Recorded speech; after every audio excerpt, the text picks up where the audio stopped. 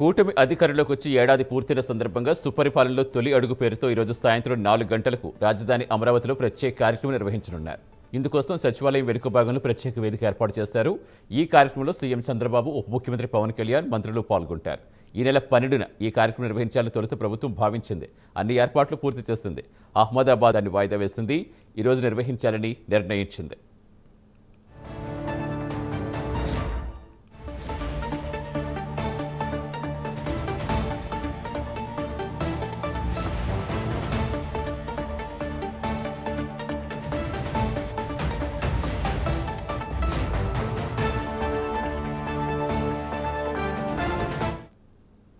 సుపరిపాలనలో తొలి అడుగు సమావేశంలో ఏడాది పాలనలో చేపట్టిన సంస్కరణలు, తీసుకొచ్చిన మార్పులు, అందించిన సంక్షేమం, అభివృద్ధి చేసిన కృషిని సమీక్షించనున్నారు.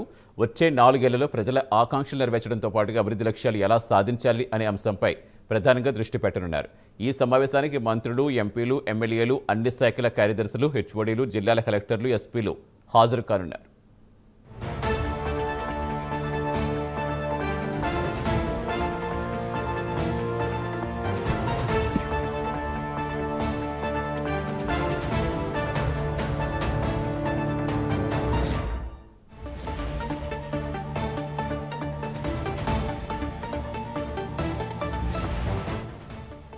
గత ప్రభుత్వం చేసిన ఆర్థిక పాలనా విధ్వంసాలు సరిచేస్తూ కూటమి ప్రభుత్వం రాష్ట్రాన్ని పునర్నిర్మాణ దిశగా నడిపిస్తోంది.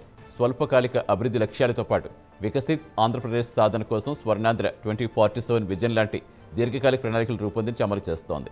పోలవరం ప్రాజెక్ట్, రాజధాని అమరావతి నిర్మాణం, రాష్ట్రానికి పరిశ్రమలు, పెట్టుబడులు తీసుకురావడం, 20 లక్షల మందికి ఉద్యోగ ఉపాధి అవకాశాల కల్పన తదితర అంశాల్లో వేగంగా అడుగులు వేస్తోంది. సమావేశంలో గత ఏడాది ప్రోగ్రెస్ రిపోర్ట్ వివరిస్తూ ఈ ఏడాది ఏం చేయాలి, ఎలాంటి లక్ష్యాలు సాధించాలి అనే అంశాలు చర్చిస్తారు. సమావేశం ముగిశాక అధికారులు ప్రజాప్రతినిధులతో కలిసి ముఖ్యమంత్రి చంద్రబాబు, మంత్రులు అక్కడే డిన్నర్ చేయనున్నారు.